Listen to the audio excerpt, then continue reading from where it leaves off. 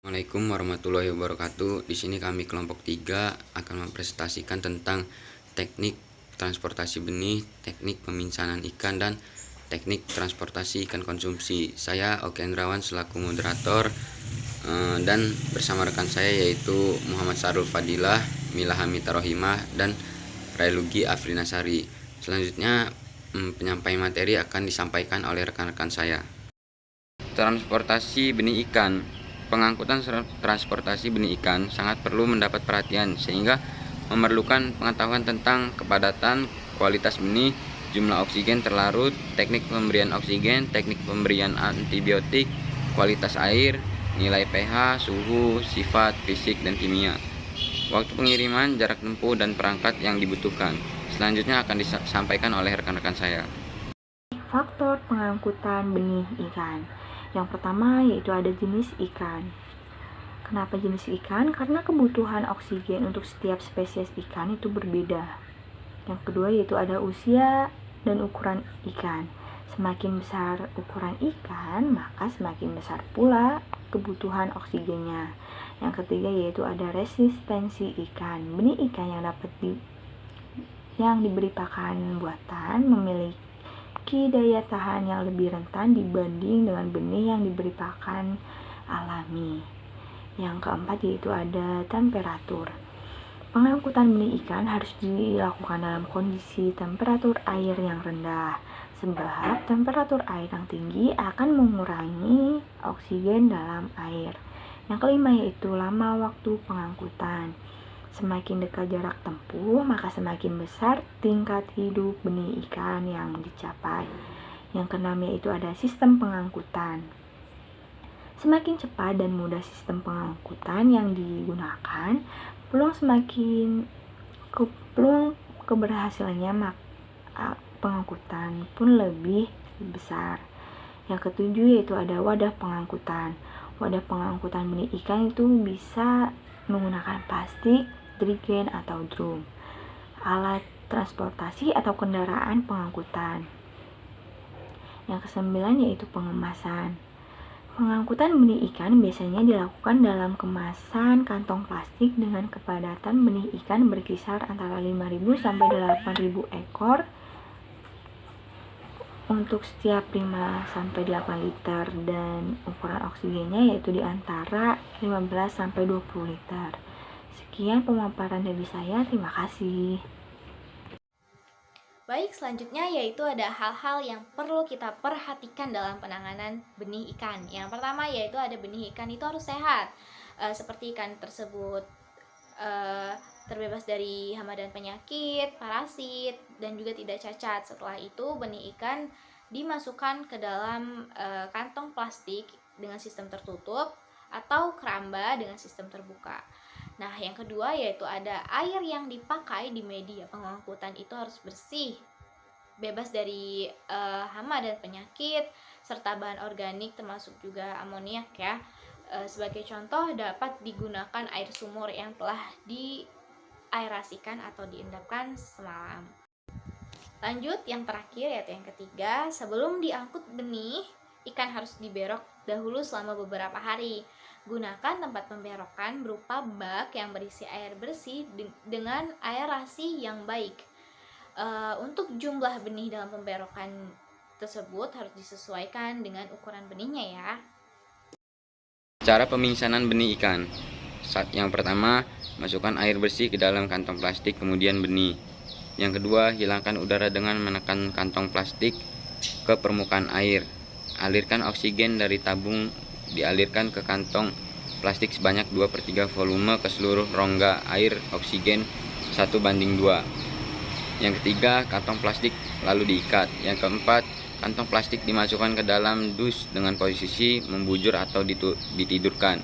Dus yang berukuran panjang 0,50 meter, lebar 0,35 meter, dan tinggi 0,50 meter dapat diisi 2 buah kantong plastik dan temperaturnya tetap dipertahankan dengan kisaran 27 sampai 29 Celcius.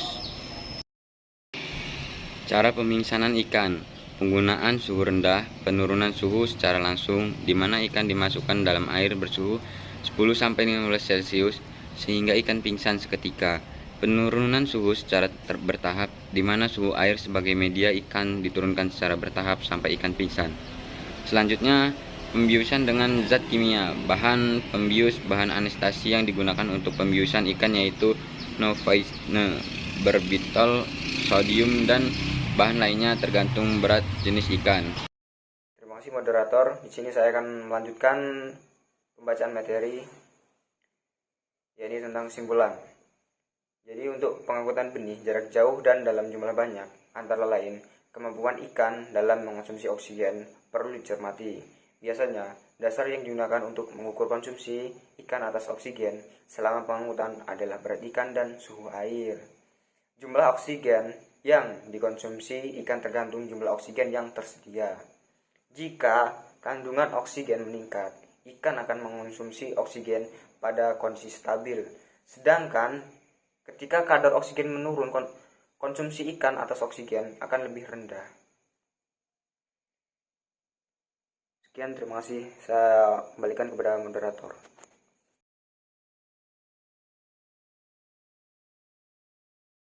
Saya ucapkan terima kasih moderator. Di sini saya akan melanjutkan pembacaan materi dengan topik teknik pemisahan ikan dengan suhu rendah dan minyak cengkeh. Adapun topik pembahasan yang pertama yaitu pengertian, yang kedua cara pemisahan, yang ketiga alat dan bahan, dan yang keempat adalah prosedur kerja. Dan langsung saja pengertiannya. Jadi apa yang dimaksud dengan pemisahan ikan? Jadi pemisahan ikan merupakan salah satu cara teknik handling dengan menggunakan suhu rendah, yaitu pendinginan untuk diaplikasikan pada transportasi ikan hidup agar ikan tidak mengalami stres selama transportasi dan juga dapat menekan berat beban agar lebih ringan dibandingkan dengan transportasi sistem basah. Lanjut, jadi beberapa alternatif cara pemingsanan. Jadi untuk teknik pemingsanan ini dibagi menjadi dua. Yang pertama yaitu dengan cara memberi minyak cengkeh, yang kedua dengan suhu dingin. Sekian, terima kasih. B. Pemingsanan minyak cengkeh. Jadi, pemingsanan ikan dengan metode minyak cengkeh adalah salah satu cara yang dilakukan untuk melakukan transportasi pengiriman ikan dengan cara pemingsanan yang menggunakan larutan minyak cengkeh yang diberikan sesuai dengan dosisnya. Kemudian, A. Pemingsanan suhu rendah. Pemingsanan ikan suhu rendah adalah salah satu teknik yang digunakan untuk melakukan transportasi ikan supaya memperkecil tingkat kematian. Stres, pemingsanan dilakukan menggunakan cara memingsankan ikan dengan menurunkan suhu hingga ikan pingsan. Sekian, terima kasih. Alat dan bahan yang digunakan yaitu suhu rendah, termometer, seser, baskom 2, es batu 2, benih ikan sebanyak 15 ekor, dan air 5 liter. Minyak cengkeh, baskom, gelas ukur, suntikan, benih ikan nila 15 ekor, air sebanyak 5 liter, dan minyak cengkeh 10 ml sampai 20 ml. Prosedur kerja minyak cengkeh yaitu menyiapkan alat dan bahan, mengambil air sebanyak 5 liter dengan gelas ukur dan memasukkan air ke dalam baskom. Mengambil minyak cengkeh dengan suntikan sesuai dosisnya. Ikan dimasukkan ke dalam air yang sudah diberikan minyak cengkeh sesuai dosis. Kemudian ikan dimasukkan dan diamati terhadap air yang sudah diberi minyak cengkeh. Amati terus hingga ikan pingsan total. Suhu rendah. Menyiapkan alat dan bahan. Mengambil air sebanyak 5 liter dengan gelas ukur, memasukkan ke dalam baskom, menurunkan suhu sampai 20 derajat. Ikan dimasukkan ke dalam air yang sudah diturunkan suhunya. Kesimpulan, setelah melakukan praktikum pemingsanan ikan dengan metode suhu rendah dan minyak cengkeh, bisa disimpulkan bahwasanya kedua metode tersebut sangat efisien dilakukan dalam transportasi pengiriman ikan.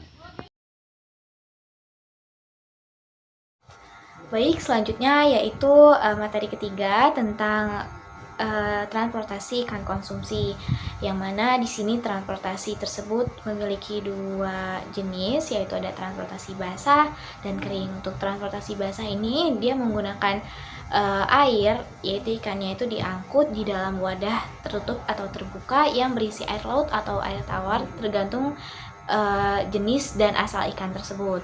Transportasi ikan basah ini terdiri dari dua sistem, yaitu terbuka dan tertutup.